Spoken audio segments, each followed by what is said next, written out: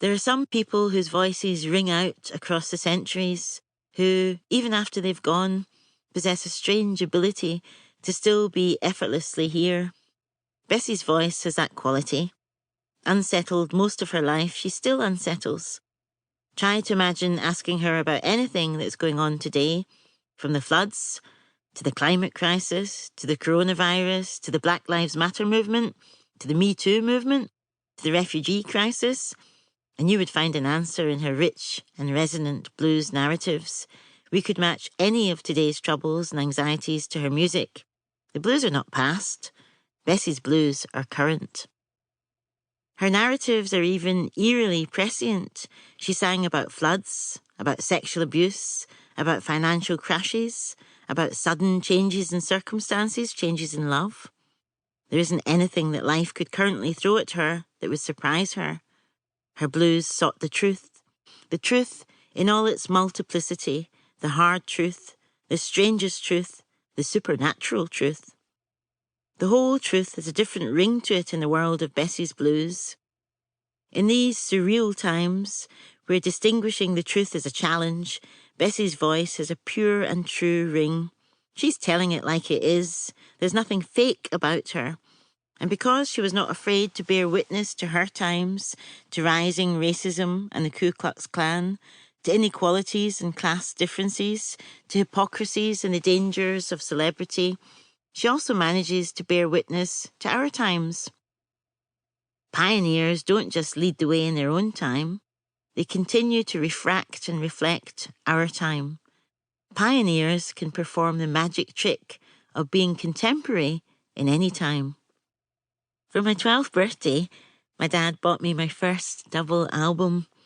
It was Bessie Smith's Any Woman's Blues. I was drawn to the two-sided picture of her on the cover, the smiling Bessie and the sorrowful one. It wasn't long before I made her part of my extended, imaginary black family, before I felt not just as if she belonged to me, but as if I belonged to her. She felt like kith and kin. She felt like kindred. There was something in her that seemed to recognise something in me. Well, that's what we think with people whose writing or music or art we love. It's not so much that we see something in their work, but that we're deluded enough to imagine they might understand us, comprehend the complex workings of our minds. They feel like soulmates. We feel known, intimately known. Now, more than 20 years since I first wrote about Bessie, that feeling is so ingrained in me that it feels a little awkward to state it. It feels like stating the obvious. I'm older now than she ever got to be, 20 years older, and yet trying to imagine her at 57 or 77 is not all that difficult. Not difficult because the people you choose to accompany you don't die. They hold up one of life's oddly glinting mirrors. You're not the young girl that loved Bessie Smith anymore and danced to the blues in your living room. You're a 57-year-old woman whose odd reflection in the waiting mirror perhaps Bessie would catch. You're not the same anymore. You've changed physically, emotionally. You've learnt and unlearnt different things, but you still love Bessie. She is one of those folks you go to for comfort and understanding when the going gets rough, the rough gets going. Bessie Smith is a perfect antidote to these times. She tells no lies.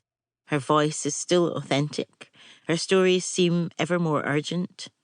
She's still troubled. Her eyebrows still furrowed. Loving her blues, the exact timbre of her voice no longer feels like taste or choice. It goes deeper than that. I don't know what gave me the idea back in 1996 when I first wrote Bessie to write about my life and write about her life together. How odd to try and do both at the same time.